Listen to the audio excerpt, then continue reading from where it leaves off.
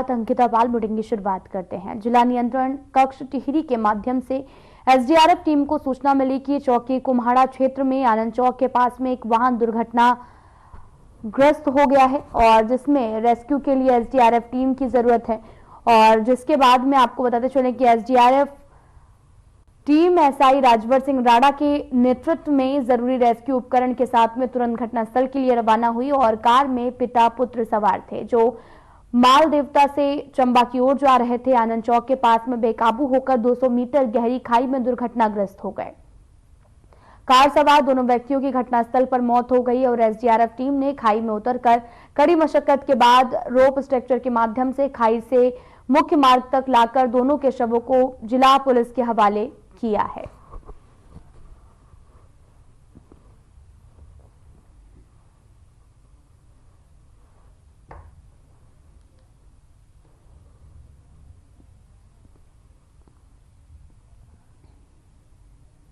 हरिद्वार में शहीद दिवस के अवसर पर सरकारी दफ्तरों, स्कूलों और कई संस्थानों में 2 मिनट का मौन रखकर देश के वीर शहीदों को श्रद्धांजलि दी गई और विकास भवन सभागार में मुख्य विकास अधिकारी आकांक्षा कोड़े के निर्देशन में इस श्रद्धांजलि सभा का आयोजन किया गया, जहां पर सभी अधिकारियों और कर्मचारियों ने राष्ट्र के लिए बलिदान देने वाले वीरों को नमन किया। इस अवसर पर जिला पंचायत राज अधिकारी अतुल प्रताप सिंह, अपर अर्थ और संख्याधिकारी एस शाह के सहित विकास भवन के अन्य अधिकारी और कर्मचारी मौजूद रहे। इसी के साथ सभी ने शहीदों के बलिदान को याद करते हुए उनके आदर्शों पर चलने का संकल्प लिया। देश की स्वतंत्रता और अखंडता के लिए अपने प्राण न्यौछावर करने वाले इन वीर सपूतों की स्मृति में ये कार्यक्रम पूरे सम्मान और गरिमा के साथ संपन्न हुआ है।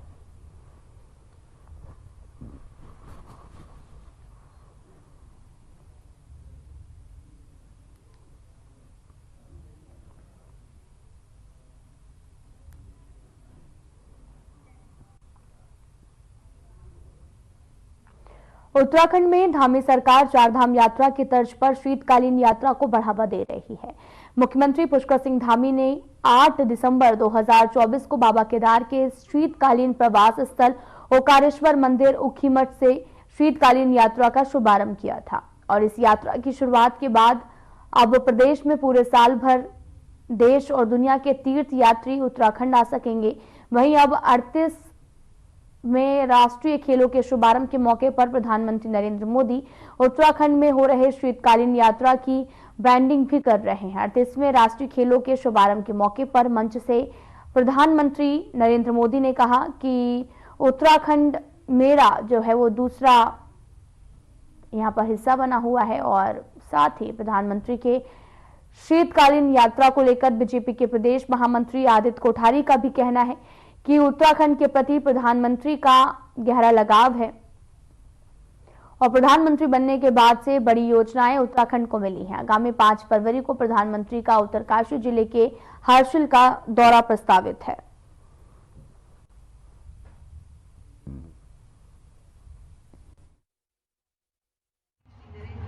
साथियों, उत्तराखंड एक प्रकार से मेरा दूसरा घर है। मेरी भी इच्छा है कि मैं शीतकालीन यात्राओं का हिस्सा बनूं। मैं देश भर के युवाओं से भी कहूंगा कि सर्दियों में जरूर उत्तराखंड आए, तब यहां श्रद्धालुओं की संख्या भी उतनी नहीं होती। आपके लिए एडवेंचर से जुड़ी एक्टिविटी की बहुत संभावना यहां पर है। आप सभी एथलीट भी नेशनल गेम्स के बाद इनके बारे में जरूर पता करिएगा और हो सके तो देवभूमि के आतिथ्य का और ज्यादा दिनों तक आनंद उठाइएगा। देखिए, उत्तराखंड के प्रति मोदी जी का गहरा लगाव है और इसका कारण ये है कि यह उनकी तपोभूमि रही है। कई वर्ष उन्होंने उत्तराखंड के केदार भूमि में, बद्रीनाथ जी में उन्होंने बिताए हैं और जब से वो प्रधानमंत्री बने हैं तब से वो कई बार उत्तराखंड में आए हैं और इस देवभूमि के प्रति वो कृतज्ञ हैं और यहाँ के प्रति उन्होंने बहुत बड़ी बड़ी योजनाएं उत्तराखंड को दी हैं। इसमें कर्णप्रयाग तक रेल लाइन भी उनकी सौगात है, ऑल वेदर रोड भी मोदी जी ने दी है। केदारनाथ जी में जो मास्टर प्लान उन्होंने जो है स्वीकृत किया है। बद्रीनाथ जी में जो मास्टर प्लान स्वीकृत किया है।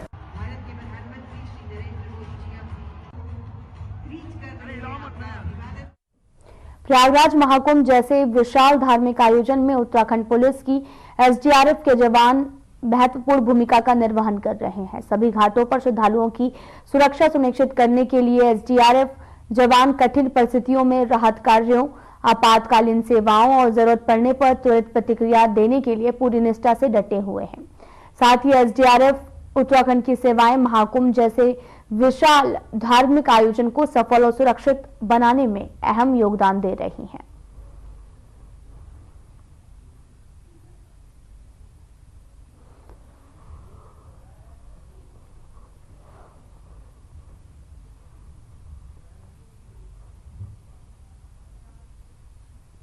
पौड़ी जिले क्षेत्र नगर पंचायत सतपुली में अध्यक्ष चुनाव में प्रचंड वोट से जीतने के बाद जितेंद्र चौहान ने वार्ड नंबर 1 में जाकर मतदाताओं का धन्यवाद किया। उन्होंने इस जीत को जनता की जीत बताया और कहा कि उनके द्वारा किए गए सभी वादे पूरे किए जाएंगे। उन्होंने बताया कि जिस तरह से सतपुली की देवतुल्य जनता ने उन्हें एक तरफा जीत दी, तो उनका भी फर्ज बनता है कि जनता की अपेक्षाओं पर खरा उतरे।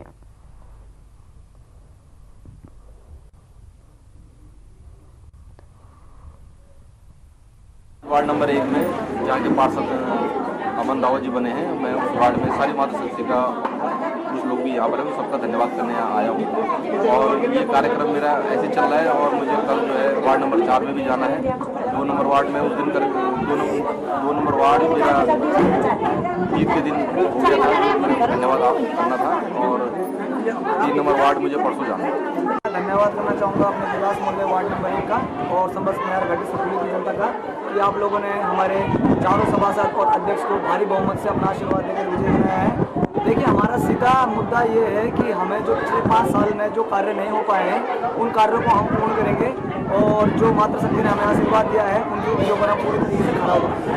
जी बिल्कुल, मैं कहता हूँ जो मातृशक्ति ने, मैं कहा इससे पहले, जो मातृशक्ति ने हमें अपने आशीर्वाद मत दिया है, हम उनकी उम्मीदों पर पूरी तरीके से खरा उतरेंगे और हर जन समस्याओं को गंभीर तरीके से। में जो जनता ने कांग्रेस प्रत्याशी जितेंद्र चौहान और चारों वार्डों में अपना समर्थन दिया, उसके लिए मैं जनता का धन्यवाद करना चाहता हूं। और ये इस समय जो ये कैबिनेट मंत्री सतपाल महाराज जी हैं, या भाजपा का यहाँ पे पहले मेयर नगर अध्यक्ष रह चुके हैं, भाजपा को लेके जनता परेशान है और बदलाव चाहती है। सभी दीदी बुजुर्गों में आना नमस्ते। और हमें बहुत उम्मीद से मतलब जीतू चौहान से कि मतलब काम तो मतलब हम बाद में भी मीटिंग करेंगे। अगर ऐसी मीटिंग होगी तो अच्छा है, जनता उनके साथ रहेगी। अगर सबको पूछा जाए कि क्या काम करना है, नाली का काम करना है, चाहे पानी का हो चाहे नाली का हो, अगर जनता को वैसे साथ देना पड़ता है कि कहीं बद गया उनके घर के आगे नाली आएगी, चाहे पाइप आएगा, अगर बोलेंगे तो ये बात हो सकती है। तो हमें खासकर महिलाओं को उनसे बहुत उम्मीदें हैं कि वो काफ़ी कुछ करेंगे हमारे लिए, हमारे मोहल्ले के लिए, या प्रत्येक मोहल्ले वार्ड के मेंबर में से सभी कांग्रेस जीती है तो सभी जगह जो है वो विकास की तरफ ध्यान देंगे। और उन्होंने काफ़ी कुछ वायदे किए हैं और हमें लगता है कि वो अपने सारे वादे जो है पूरे भी करेंगे। चाहेंगे वो अपने काम में खड़े उतरे और जितनी भी हमारी मातृशक्ति ने उन्हें साथ दिया है, बस उस पर हम मतलब मनन करें कि हम इस काम को, अपने क्षेत्र को अच्छे ढंग से, सुंदर ढंग से बस अपना काम करें। हम उनसे यही उम्मीद लेके आए हैं। बिल्कुल उतरेंगे, अपने बातों में खरा उतरेंगे। उस दिन एक्चुअल में बात ये थी कि उस दिन ज़्यादा भीड़ भाड़ के कारण और समय न होने के कारण वो हमारे इस क्षेत्र में नहीं आ पाए।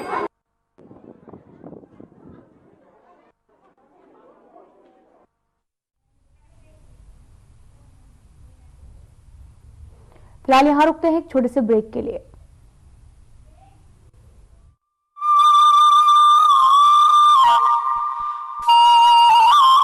अपनी स्थापना के रजत जयंती वर्ष में प्रवेश कर चुके युवा राज्य उत्तराखंड 38वें राष्ट्रीय खेलों के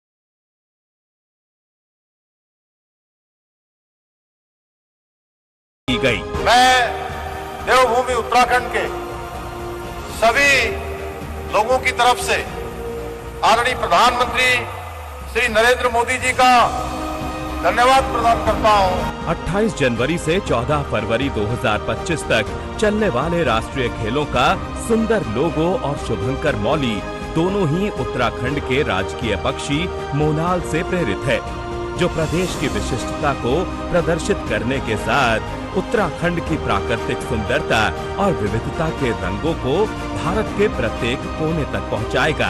उत्तराखंड को बधाई देना चाहता हूं जो इन खेलों का आयोजन कर रहे हैं। उत्तराखंड ने इस आयोजन को एक नया रूप और दृष्टिकोण दिया है। राष्ट्रीय व अंतर्राष्ट्रीय स्तर पर पदक लाने वाले खिलाड़ियों को सरकारी नौकरी देने के साथ साथ प्रदेश में नई खेल नीति लागू कर विभिन्न माध्यमों से राज्य में खेल और खिलाड़ियों को लगातार प्रोत्साहित कर रही है उत्तराखंड सरकार। उत्तराखंड में 38वें राष्ट्रीय खेलों के भव्य आयोजन में आपका स्वागत है।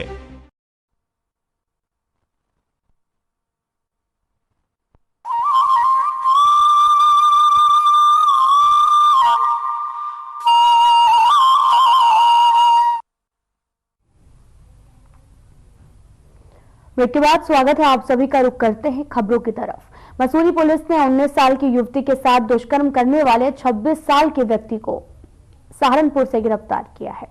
साथ ही मसूरी कोतवाल अरविंद चौधरी ने बताया कि 19 साल की युवती ने 4 जनवरी को मसूरी कोतवाली में आपको बताते चलने की शिकायत दर्ज कराई थी और 26 साल के आकिब ने देहरादून डालनवाला की युवती से इंस्टाग्राम के माध्यम से दोस्ती की थी। कुछ समय के बाद दोस्ती लव स्टोरी में तब्दील हो गई और आकिब कई बार युवती को बहला फुसलाकर मसूरी और अन्य जगह घुमाने के लिए ले गया। वहीं उसने युवती के साथ शारीरिक संबंध बनाकर बार बार दुष्कर्म किया है। कोतवाल ने यह भी बताया कि जब युवती ने आकिब से शादी के लिए कहा तो आकिब ने उसके साथ मारपीट की और उसे जान से मारने की धमकी दी।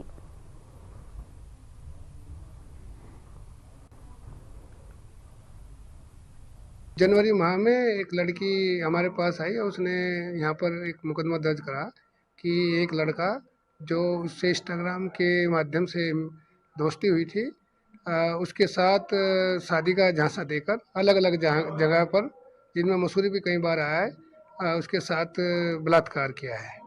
और जब उसने शादी की बात की तो उसके साथ मारपीट और उसको धमकी दी। तो उस पर कल एक टीम गठित की गई। महिला उप निरीक्षक ज्योति पवार की टीम सहारनपुर गई और उसको वहां से अरेस्ट करके हम लेकर आए हैं और विधिक कार्रवाई अमल में लाई जा रही है। कौन कौन सी धाराओं में मुकदमा किया गया है? इसमें गाली गलौज, बलात्कार और जान से मारने की धमकी। टिहरी जिले के कुमारडा में आनंद चौक के पास में कार दुर्घटनाग्रस्त हो गई, जिसमें सवार पिता पुत्र की मौके पर मौत हो गई है। कार सवार दोनों व्यक्तियों की घटनास्थल पर मौत होने से क्षेत्र में शोक का लहर है और घटना की जानकारी मिलने के बाद सशस्त्र धारा से आपको बताते चलें कि एसडीआरएफ टीम रेस्क्यू उपकरणों के साथ घटनास्थल पर पहुंची। एसडीआरएफ टीम ने तत्काल घटनास्थल पर पहुंचकर खाई में उतरकर कड़ी मशक्कत के बाद शवों को निकालकर पुलिस को सौंपा है।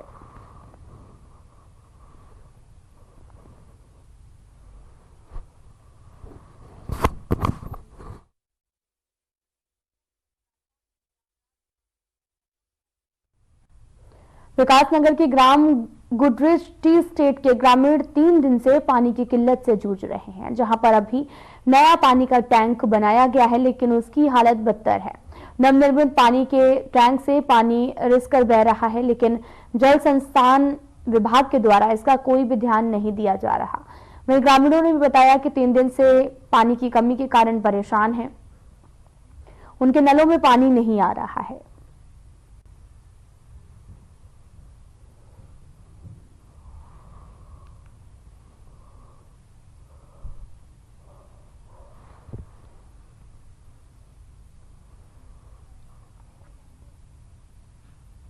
विकासनगर क्षेत्र का आसन वेटलैंड झील में 117 प्रजाति के पक्षी प्रवास पर हैं और ये जो पक्षी हैं वो विदेशों से कई हजारों किलोमीटर की लंबी यात्रा करके आसन वेटलैंड झील में हर साल अक्टूबर महीने में प्रवास के लिए आते हैं। इनकी गणना आसन वेटलैंड वन विभाग के द्वारा की जाती है। वन विभाग के अधिकारी से इस बारे में जानकारी दी गई तो उन्होंने बताया कि गणना के अनुसार 512 से अधिक पक्षियों की गणना अक्टूबर महीने में की गई थी। वहीं इस समय से अधिक पक्षी यहां पर प्रवास कर रहे हैं जो कि मार्च महीने तक प्रवास पर रहेंगे।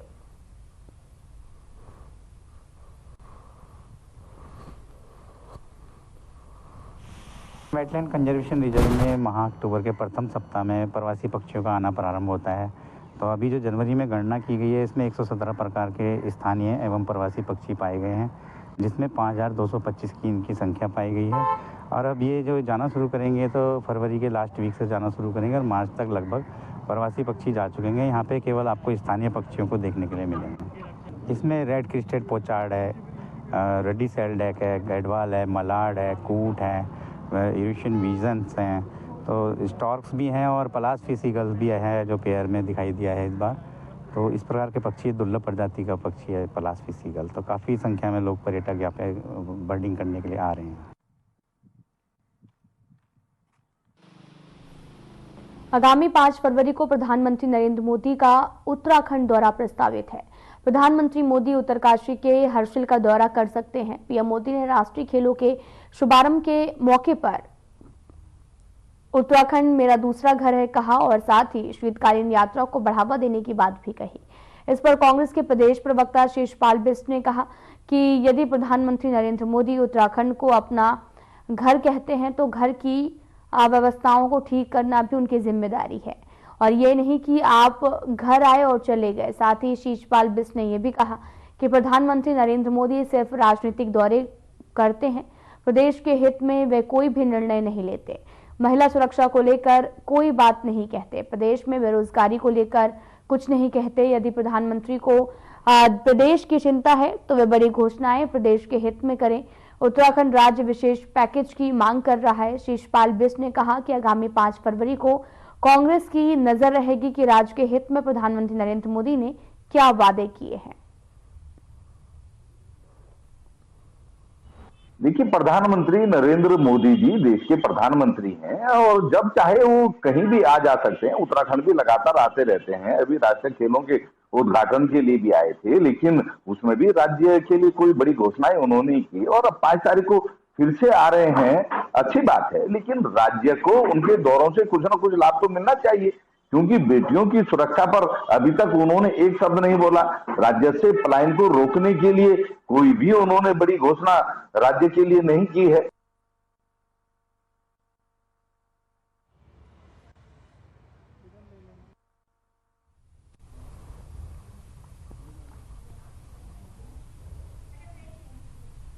फिलहाल यहाँ रुकते छोटे से ब्रेक के लिए।